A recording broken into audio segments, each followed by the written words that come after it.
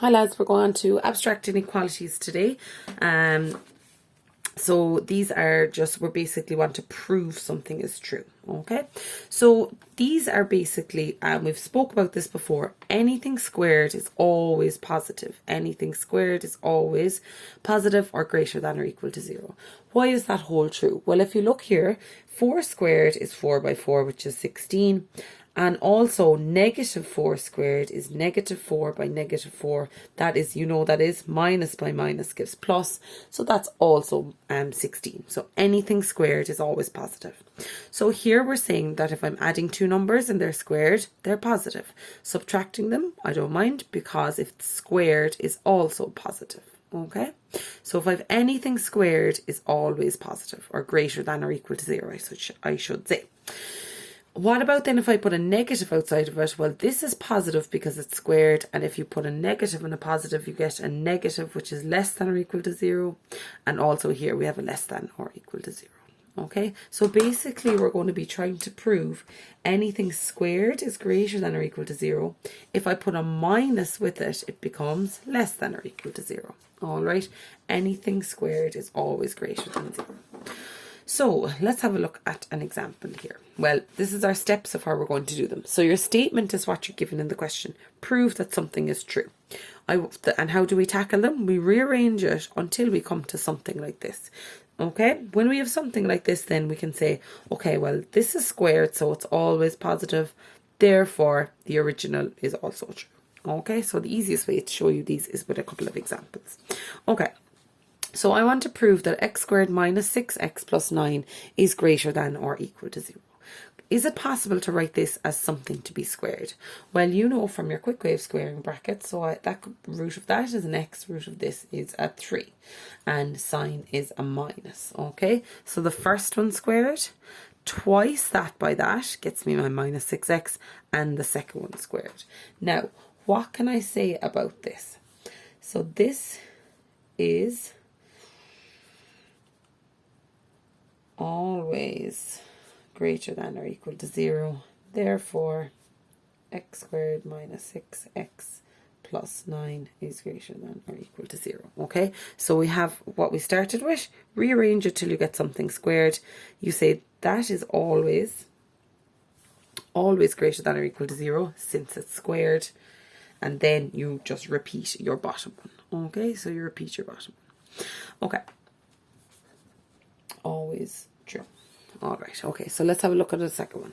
Now, this one, I'll try and go straight to brackets. I could have x. Now, the root 6, that won't really work for me. So what's another way of getting that as all as something positive? Complete the square. So complete the square. Okay, so complete the square. So remember, you add and subtract half of that to be squared. So that's plus 4 minus 4 plus 6. So that becomes, remember, give that in a bracket, x plus 2 and a plus 2. And then I say, so that is always greater than or equal to 0. This is positive. Therefore, x plus 2 to be squared plus 2 greater than 0 is true. And the original x squared plus 4x plus 6 is greater than 0. Okay, you're just kind of repeating yourself at the end there. So you're saying this is squared, so it's always greater than or equal to 0. That's a plus 2, so that's positive. So the whole thing is greater than or equal to 0. That's true. Therefore, the original is also true. Okay, so let's keep going. Another example. Okay, just make sure that you can see that okay there. So, I want to prove that this is greater than or equal to that. Okay, so that's my statement. Next step is to rearrange it. I'm going to bring everything over to one side. So I have a squared plus b squared minus 2ab is greater than or equal to 0. So I'm going to rearrange again. A squared minus 2ab plus b squared greater than or equal to 0. Can I go put all of that into a bracket as something to be squared? Yes, you can. So it's going to be a, and b, and the sign is minus and a squared. So how did I do that? Well, you just get used to them, okay?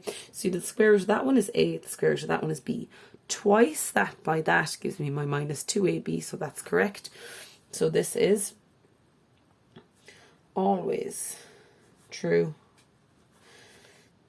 Therefore, a squared plus b squared is greater than or equal to 2ab.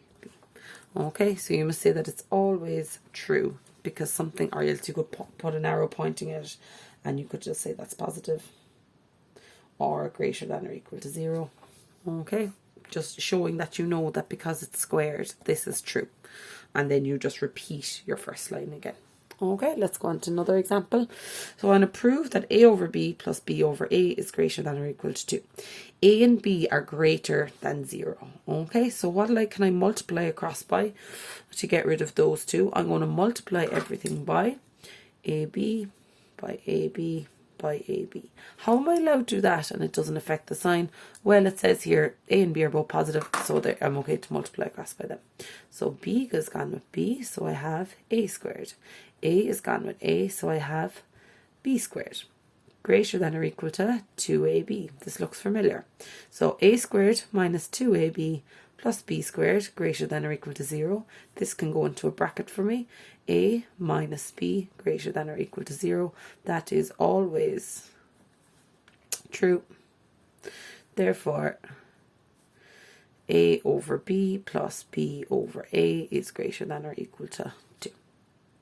Okay, so I have my statement. I mess around with it until I get down to something like this, and you say, okay, this is always true, therefore the original then must be true. Okay, on to another example. Show that this is always less than or equal to 0. Well, what I'm going to do is going to take a negative outside here, and I'm going to have x squared minus 10x plus 25. So that can be rewritten as x goes here, square root of that, square root of 25 is 5, sign is minus, and that's squared. Check, does it work? The first one squared, twice that by that gives me my minus 10, and that to be squared, okay? Less than or equal to 0. So that's negative something squared, always true. Therefore, minus x squared plus 10x minus 25 is less than or equal to 0. Alright, because I have minus something to be squared is always less than or equal to 0. Okay, one more example to go through today. Okay, so I want to show that this is always greater than or equal to 4. Remind yourself, what are your steps? So I have my statement. I'm kind of going to rearrange until I get something squared is greater than or equal to 0, or minus something squared is less than or equal to 0. Depends what I'm looking for. And then just state, this is true, therefore original is also true. Okay, so there are my steps. So I have my statement here. I'm going to kind of rearrange it until I get something that looks like this. Just mess around with it. Okay, so the first thing I'd like to do is maybe write this all as one fraction. Okay, so I have a plus b here. Now, how do I write this all as one fraction? My common denominator is ab, that by that, and I got that by that plus that by that. So it's a plus b, and that's greater than or equal to 4. Okay, now maybe if I multiplied across by ab, it would cancel out that fraction there. Now, I can do that because it tells me a and b are greater than 0, so I'm okay to multiply across by that. Okay, so let's go for it. We're going to multiply this side by ab and this side by ab. Okay, so that cancels with that. So I have, now instead of multiplying them out in full, I'm just going to write that's a plus b all to be squared is greater than or equal to 4ab. Okay, so bring that over. I have, that's a squared plus 2ab plus b squared minus 4ab is greater than or equal to 0. A squared minus 2ab plus b squared is greater than or equal to 0. So can I now go move that to a bracket and get something like this? I can. I have an a minus b. So the first one squared gives me that. The second one squared gives me that. And twice that by that gives me the middle one. Now I have it in the form something squared is greater than or equal to 0, so I can say that is always true. Therefore, the original is true. A plus B, 1 over A plus 1 over B is greater than or equal to 4. Okay, lads. Now they are a small bit tricky because you're just dealing with variables. You're not dealing with numbers in general. So just remember your steps. You have start off with your statement, rearrange it or kind of mess around with it until you have something that will come down to be something squared is greater than or equal to 0 or negative something squared is less than. Then you just say, when you get down to something like this, you can say, okay, this is always true because it's something squared is greater than or equal to 0. And then you say, go back and so that implies that your original is true. Because this, where did this come from? It actually came from your original. So if you can prove this is true, then we can say the original one is true. All right, thanks lads.